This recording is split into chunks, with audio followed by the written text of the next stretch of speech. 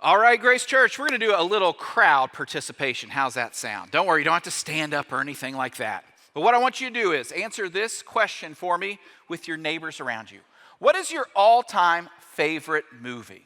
All right, ready, set, go. Tell your neighbor, what's your all-time favorite movie?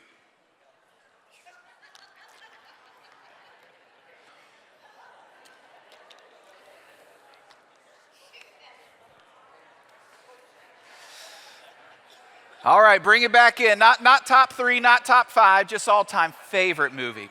Okay, so there's a lot of opinions around this, but there's only one right answer, okay? And this is the right answer.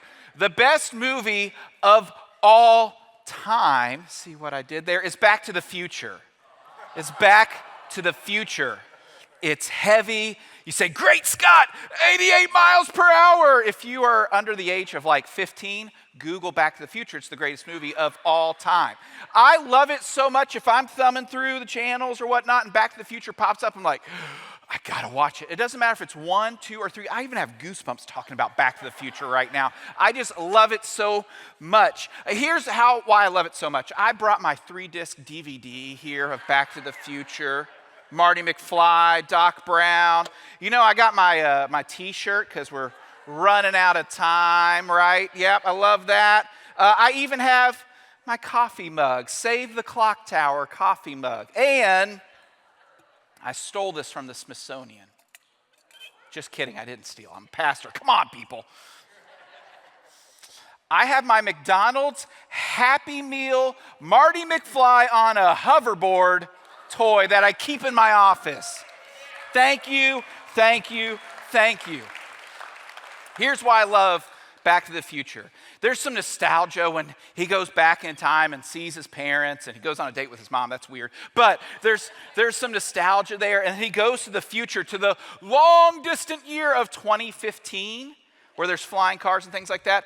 I just dig it. I love it. But whenever I see this movie, I can remember being a child sitting in my living room watching it, like trying to record it on a VHS. You remember doing that, and then like cutting for the commercials. And I can smell how my living room smelled. I can put myself in that place right then and there. And so whenever Back to the Future has something online, if something pops up on Facebook or wherever, I'm like, oh, I got to read this because I love Back to the Future. And I saw this one the other day. Marty McFly went from 1985 to 1955, which is like traveling back to 1994 today. All right, worst movie in history.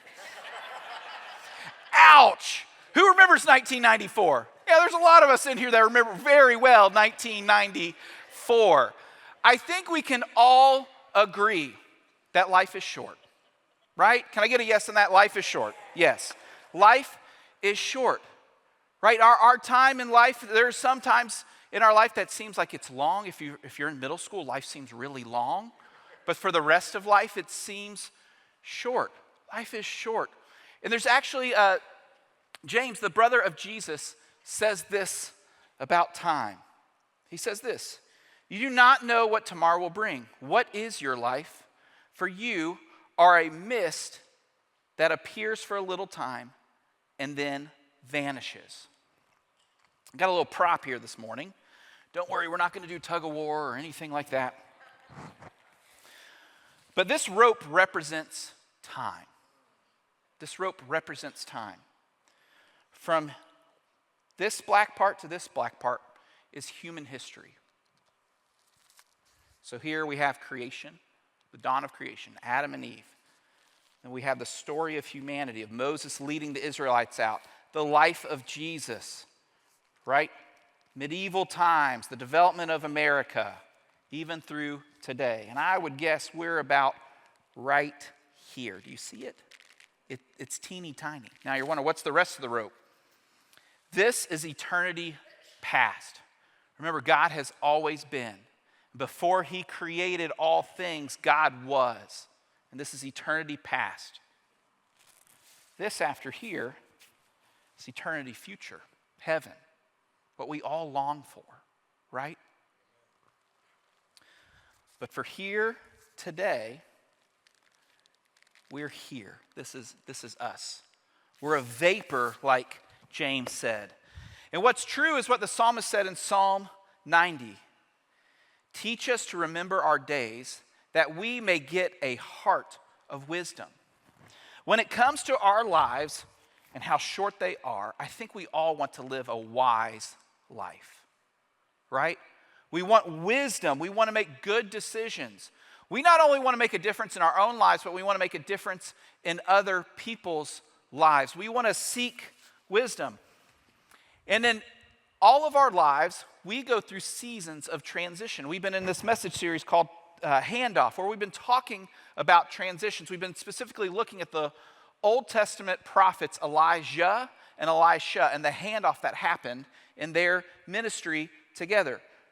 But when it comes to all transitions, we need God's wisdom. We need wisdom to make a good handoff, to make a good transition. We need wisdom for our lives. And so for those of you who haven't been here the last few weeks, let me just give you a quick recap. The first week we talked about how when it comes to transitions, we need to let go of expectations and discover a new trust in God. In week 2, we talked about how we need to lean on mentors to give guidance for us. And then week 3, we talked last week and discussed how we can discover a new dependency in God when it comes to our transitions. And this week, I get to talk about the end of transitions, which I think is pretty good. The last time I preached, I talked about Judas. So I'm really excited about talking about the end of transitions. So here's the deal. When we come to the end of transitions, I feel like it's when you finish a big test, go way back to school, whenever last time you took a test, and the relief you have of like, oh, it's over. And we feel that way when it comes to transitions, whether it's been a good transition or a bad transition. But what I'm discovering is that when we have transitions in life, we often leave something behind. There's another handoff. And I want to suggest what that handoff is legacy. Now, the word legacy is a loaded word. When I say legacy, some things may come to mind in your heart and your mind, maybe something like inheritance, right? Or you think of a last word or a life well lived or an imprint. Maybe you even think of eternity. There's different ways that we can define legacy, but I want to share with you a story of an incredible legacy. A legacy I think of is from Miss Osceola McCarty. Miss McCarty was a woman who grew up in Hattiesburg, Mississippi. And at the age of about 11, she had to drop out of school to take care of her aunt who was paralyzed. So she didn't get to finish her formal education. So from a very young age, she began washing clothes for well-to-do families in Hattiesburg, Mississippi. And she would earn 50 cents per load. And so she lived her life faithfully. She loved the Lord and would, whenever she got a chance, would always talk about the Word of God with others. So towards the end of her life, in her 80s, it surprised everyone when she gave a gift of $250,000 to Southern Mississippi University. And the reason that she gave this gift is she always had a dream to go to college, but she was never able to do that. And so she said she just wanted to help somebody's child go to college. She then said this, I can't carry anything away from here with me, so I thought it would be best to give it to some child to get an education. And so they set up this foundation, this scholarship in her name, and there's a picture of Miss McCarty. And if you see, it's 2 chairs, and she's holding a book. That book is a Bible, because she was known for 2 things: for sharing God's word with other people, but then also for this generous gift. And this scholarship fund has provided money for many African-American children with limited means to go to college. I don't know about you, but I want a legacy like that. Isn't that incredible? I want a legacy that makes a difference in other people's lives. I want a legacy that doesn't only last here, but lasts here, here, and yes, dare I say, even here. Don't you? And so the question that we have today is, how do I build a legacy? How do I build a legacy that makes a difference in people's lives, that makes a difference not only in the time that we have, this short time here on planet Earth, but also for eternity? And the prophet Elisha is going to be our guide this morning. Now, Elisha is mainly known for being the successor of Elijah. Elijah was the rock star prophet. When it comes to the Jewish faith, they always point to him. When John the Baptist was telling people to prepare the way for the coming Messiah, for Jesus, people thought he was Elijah. And here's why Elijah was a rock star, right? He called fire down from heaven. He struck down the prophets of Baal, and then he went to heaven on a chariot of fire. Pretty awesome, right? And so when we talk about Elisha, his successor, we really don't know that much about him, at least church at large. But here's what happened. Elijah blessed Elisha with a double portion. So what that means is Elisha actually had twice as many miracles and was in ministry twice as long. In our sort of in our own mindset, we would say, oh, well, he did more miracles and he was in ministry longer, so why wouldn't he be more important? Well, his ministry wasn't based off of his title. His ministry actually was based off of his testimony. It was the life that he lived. It wasn't simply the words that he spoke. And a lot of the miracles that Elisha did were for people who were unnamed. That's how quiet he was. But his ministry and his miracles made such an impact in his community and in the Jewish faith that even we see Jesus imitate some of those miracles in the New Testament. So for Elisha, his legacy wasn't built off of a title. His legacy was built off of a testimony. It was built off of his ministry. And so we're going to pick up later on in Elisha's ministry and a story of an incredible miracle. So let me set the scene for us. One day Elisha was visiting the town of Shunem. And there, he built a relationship with this particular family that loved Elisha so much that they built a guest room onto their home. Simply for Elisha, when he came into town, he didn't have to stay at the Hampton Inn, that he could stay in their house. And so he would go and stay with them whenever he would visit. And one day, just moved out of compassion and gratitude for this family, he asked the wife, who is simply known as the Shunammite woman. He said this in chapter 4 of verse 13 in 2 Kings. He said, "You have gone to all this trouble for us. Now what can be done for you?" Well, it was revealed to Elisha that this woman did not have any children. She didn't have a son. And back in that culture, it was a patriarchal culture in which the husband or the son was in charge of taking care and providing for the family. So if your husband died and you didn't have a son, you would become destitute. And so her prayer was that she would have a son, but her husband was too old. That's what the Bible tells us. And so Elisha responded with this: "About this time next year, you will hold a son in your arms." Now think about how that woman was feeling. On one hand, she feels hopeful, right? I'm going to have a son. On the other hand, she might be thinking, don't get my hopes up. Because where my life is headed to right now, I'm scared.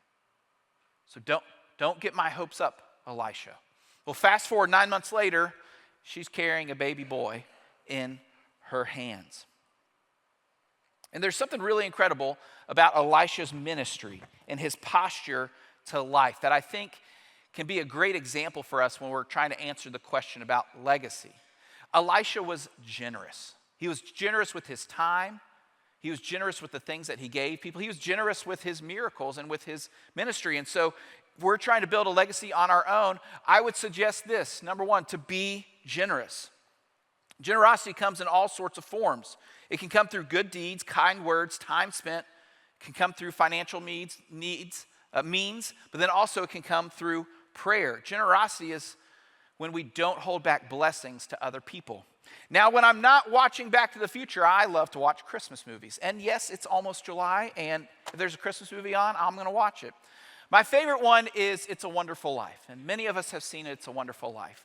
And what I love about It's a Wonderful Life is that the main character, George Bailey, when he discovers life is worth living, even though his Uncle Billy lost $8,000 and he's about to go to prison, it's at the very end when the whole town shows up to his house dropping off money here and there to help George Bailey because he's a good person and they want to be generous. I cry every time I see that scene.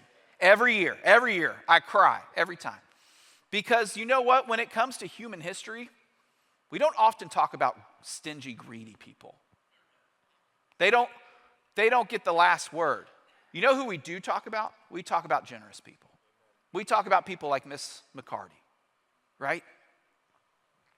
And generosity has this incredible impact in our lives that when we see generosity happen, it sort of fills this joy up in our hearts. When we're generous to other people, those people feel seen. I love this quote by Simone Weil where she says, attention is the rarest and purest form of generosity. What would it look like if we would be people who would just pay attention to other people instead of ignore other people? We would be generous people. And so if we want to live a legacy beyond the short time that we have here on earth, let's be generous. Let's leave an impact on people through our generosity, through giving people resources, blessing other people, giving people our time, listening. We can make an incredible difference. So back to our story about the Shunammite woman. It's not over after she just has her son. We fast forward several years, and her son now is become a man. And he's working out in the fields. And all of a sudden, he cries out, my head, and collapses. He's brought back to the home. He's actually put in the guest room of Elisha's, and he dies. The Shunammite woman, instead of running to her husband in her grief or staying with her son who dies, instead she leaves. She gets a donkey and she goes to Mount Carmel where Elisha lives. And there she runs to Elisha and grabs his feet, holds on to his feet in her distress. In her grief, she expresses her anger towards Elisha. Remember, she was hopeful, but she didn't want to get her hopes up. And she just begs of Elisha, do something. Through the power of God, bring my son back. So Elisha says, okay, I'm going to give my staff to my servant Gehazi, and he's going to go and revive your son. You can go with him. She says, no, I'm not leaving you. I'm not leaving you. Until you go, I will not go. Well, as it turns out, Gehazi's not able to revive her son, and so Elisha goes and raises her son back to life. But there's something really fascinating about this. Let me actually say verbatim what she said to Elisha when she refused to leave. She said this in 2 Kings chapter 4, verse 30. As surely as the Lord lives and as you live, I will not leave you. Elisha was a person worth following. He was faithful. He stuck to his word. She knew that he had a good track record, and she wanted to stick with him. Elisha created this legacy in the eyes of this woman, that he had compassion and generosity, that he would take care of her. And so when it comes to leaving a legacy of our own with others, I would suggest this. Number 2, be someone worth following. Be someone worth following. I want to invite you to close your eyes. Everyone close your eyes. And go back to your childhood, your teenage years, maybe your college years, maybe your elementary years. And I want you to think of someone who invested in you. A parent, a coach, a teacher, a pastor, a friend, a sibling. Who is someone that poured into your life, that made a difference into your life, that was generous to you, that listened to you? That when you grew up, you wanted to be just like them. All right, you can open your eyes. As a parent of 3 kids, there's a quote that often comes to my mind when I'm parenting my children during difficult situations. It's this one right here.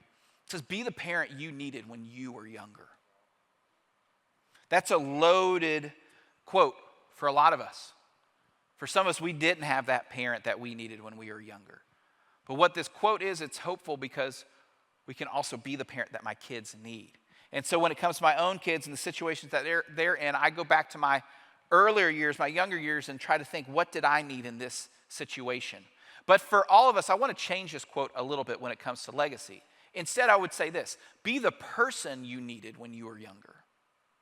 For all of us, no matter what season of life we're in, there are people younger than us, or maybe just behind us in the journey of life, that are looking towards us. No matter if you're in middle school, you may have a little brother or sister who's looking up to you. If you're in high school, there may be a middle school in your life looking up to you. College student, so on and so forth. Some of you are thinking, Taylor, you are crazy. No one looks up to me. No, you're wrong. As the development of social media and how our world has become smaller because of the internet, everyone's watching everyone. People are watching you to see if something bad happens in your life, if you're in distress, how you hold on to your faith. If in times of anxiety, people are looking to see if you will be that non-anxious presence. People are always looking at us. And we have a choice in life, in this small time that we have on planet Earth. Are we going to be someone worth following? Are we going to live our lives in a way that people will imitate, that people will follow? And here's my suggestion for that. How do you become a person like that? Be like Jesus. Now, I'm a pastor, and you're thinking, okay, that's a cop-out. That's an easy statement. Be like Jesus. Okay, way to go, Taylor. But it's the truth. What did Jesus do? Well, Jesus was a towel-bearing servant. Remember, the night before he was betrayed and crucified, probably the worst night of his life, he takes a towel and washes his disciples' feet, not because he had to, but because he wanted to. Jesus would take opportunities to fill people's cups. So what does it look like for us to leave a legacy? Well, we can help bless other people simply because we love them. We can help fill other people's cups. We can serve other people. We can put other people's needs above our own. The Apostle Paul writes this in the church of Philippi. In Philippians chapter 2, it's up on the screen. He says this: don't be selfish. Don't try to impress others. Be humble, thinking of others as better than yourselves. Don't look out only for your own interests, but take an interest in others too. That's what it looks like to be a towel-bearing servant. We can leave a legacy in other people. We can be a person worth following when we serve other people, when we look out for other people. You see, our legacy isn't about us. No, our legacy is what we can leave behind for others. The third way to build a legacy like Elisha is this. Number 3, be a person of God. Be a person of God. As I mentioned earlier, Elisha was not very well known. He healed people. He performed miracles for people who were unnamed. And actually, when you go back and read these stories about Elisha's life and ministry, you won't even see his name, but he's called something else. I'm going to read a little bit from the scriptures of this story. And I want you to notice the highlighted words of what Elisha is called. Verse 22 says this: she, the Shunammite woman, this after her son died, she called her husband and said, please send me one of the servants and a donkey so I can go to the what? Quickly and return. Why go to him today? He asked. It's not the new moon or the Sabbath. That's all right, she said. She saddled the donkey and said to her servant, lead on. Don't slow down for me unless I tell you. So she set out and came to at Mount Carmel. When she saw her in the distance, said to his servant Gehazi, look, there's the Shunammite. Run to meet her and ask her, are you all right? Is your husband all right? Is your child all right? Everything is all right, she said. When she reached at the mountain, she took hold of his feet. Gehazi came over to push her away, but said, leave her alone. She is in bitter distress, but the Lord has hidden it from me and has not told me why. So she says everything's all right, and her world is falling apart. Why does she do that? Well, it's what we said earlier. Elisha is a leader worth following. She wants to talk directly to him. But Elisha's name wasn't mentioned there. What was he called? A man of God. If you want to leave a legacy, be a person of God. Because Elisha's name may not have been great, but his character, his deeds were. I once heard it said that when it's all said and done, sadly, more is said than actually done. When all is said and done, more is actually said than done. That's sad. But for Elisha, that wasn't the case. He did speak truth. He pointed people to God, but then he acted upon it as one. You see, Elisha wasn't living out for the community. He wasn't living out for personal fame. He had an audience of one, and that was his Creator. He wasn't seeking after the fame from the crowds. No, he was solely focused on God. And so his legacy went beyond his small moment in history. His legacy went beyond the life of that Shunammite. It actually even went beyond the life of Jesus. Jesus imitated some of his miracles. His legacy lasted into eternity, and primarily because he was a man of God. When we are women and men of God, not only are our lives transformed, but those around us, it's like the ripple effect. Their lives are transformed as well. You know what I mean by ripple effect. You throw a rock into the water and the ripples come out. When you're living a life for God, that is bound to happen. You can probably think of people actually in your life who've created ripples in you. Maybe that person you were thinking about earlier in your childhood who made a difference in your life. They rippled out to you. They left a legacy. Or maybe you can think of someone who led you to Christ. When we are transformed by God and we live our lives in such a way, other people's lives are transformed. I think of this quote by Richard Rohr, who he says that great pain or great love will cause you to go beyond yourselves and to be open to what God is doing. So when we live out for God, we begin making a difference in other people's lives, because we can all think of a time that we've had great love and we've had great pain. And we can think about the people that poured into us and leaned into us. So here's what I want to leave you with. It's actually this question. What is your legacy? What are you handing off? When you walked in this morning, you should have gotten a little piece of rope.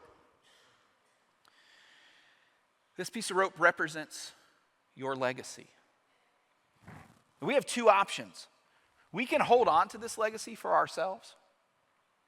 It can be all about us. Or we can weave our lives and our story into the story of God and leave a legacy that lasts beyond the small time that we have, the vapor that we have here on planet Earth. And I think for us, there's two sets of folks here this morning. For some of us, we need to reevaluate the direction of our lives. That we're living our life and our legacy in such a way that it's going away from God. Here's the good news about following Jesus, friends.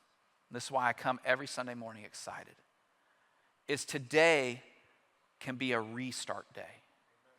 Today is a new day. And you may have been walking away from God for years and years and years. You may have walked 1,000 miles away, but guess what? It only takes one step to turn back to God. And so for some of us, we're leaving a legacy behind that's about stuff, that's about broken relationships, that's about hurts, habits, and hang-ups. It's about shame. It's about things that we messed up in the past. And guess what, friends? Today's a new day. And so today we can choose to weave our legacy into God and to turn to Him. Now there's another set of us this morning that for some of us, we're following God. And we need to think hard about who are we leaving a legacy to? Who are the people in our lives that we need to invest in? It could be a child, a sibling, a coworker, a neighbor, maybe someone in a small group here at Grace Church, maybe someone young. We really care about kids and youth here at Grace Church. If you want to invest in the next generation, we have the best avenues of doing that. And you can leave a legacy that doesn't just stay here, but it lasts forever. Who is that person that you are going to pour into? So a few weeks ago, I had the opportunity to go up to Kentucky. I'm from Kentucky, and I'm the last child of 5 kids. And my dad was celebrating his 80th birthday. So we surprised him for a birthday party. And my dad loves to tell stories, and he loves to repeat his stories. Don't elbow someone beside you if they do that, okay? I do the same thing. So, and as my dad has been getting older, we've talked about legacy. We've talked about these things that are important. I admire my dad so much. Let me tell you a few reasons why. My dad is a hard worker. He worked 3 different jobs to pay his way through college and med school. He had an opportunity to go to the big city and be a doctor, a family physician somewhere, but he chose to go back to his small hometown of Versailles, Kentucky, and open up an office there where he served for 40 years. And my dad did all sorts of things. He was a school board chair. He served on boards and committees and church councils and all that.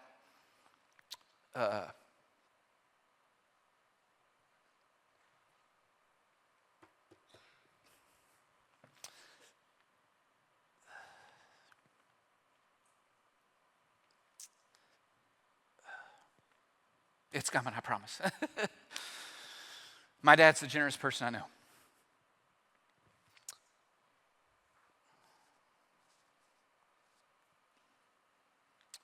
So during COVID, my siblings and I, on lockdown, we bought this thing called Storyworth, where we got these books to give to our parents.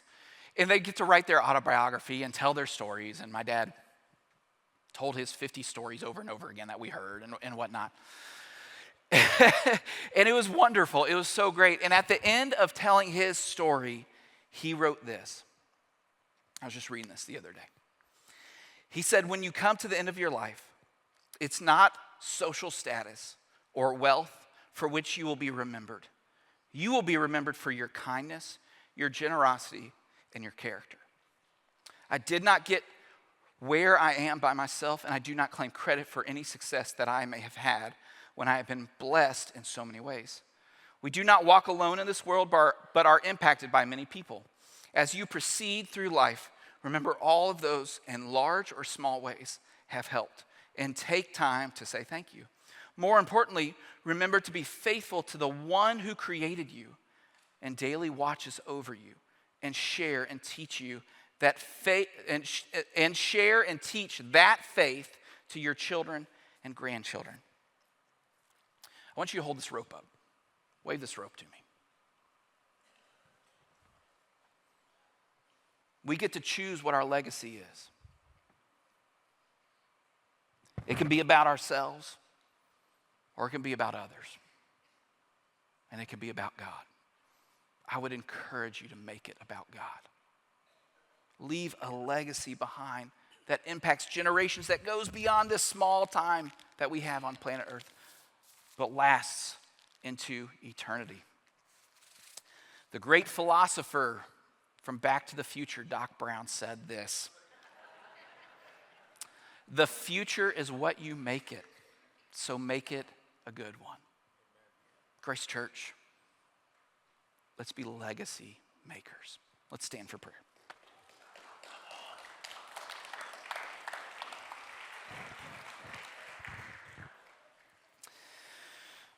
So God, we don't want to be a church about ourselves. We don't want to pat ourselves on the back. God, Grace Church is your church. We want to be a church about others. God, we solely want to be a church about you. We want to be legacy makers and difference makers. So God, I pray for my brothers and sisters, my friends here today who've been walking away from you, who need a fresh start today. And today's a good day for a fresh start. Help draw them to you. Let them be embraced by your love and grace today. Let your spirit be felt in their hearts. I pray for the rest of us here, who as we ponder our legacy, put that one person on our mind, on our heart today that we're going to spend a little extra time with, that we're going to pay attention to, that we're going to love on, that we're going to live our lives as Christ followers, and yes, even point them to Jesus. God, you did not create our lives to be walked alone and be solely focused on us. But instead, Lord, you invite us to know you and to make you known to others. So let it be so in our own lives. Let it be so with this church. Let it be so with your kingdom. We pray all this in Jesus' name. Amen. So friends, we're going to worship. Because when it comes to legacy, best thing to do is to worship God. For some of us, today may need to be a fresh start. We started this service off with fresh starts, with baptism. Some of y'all are thinking, that's me. Taylor, you have no idea what I've done. You can have a fresh start today. So I'd invite you to come and pray with someone. Come pray with me, one of our pastors. We're all here. Today can be a new day for you. For some of us, we need to pick that person, that name. And so maybe you just need to spend some time with the Lord at your seat or here at the altar praying for that person, holding on to this rope. Let's sing. Let's pour out our hearts to God, the one who loves us most and best. Let's sing together.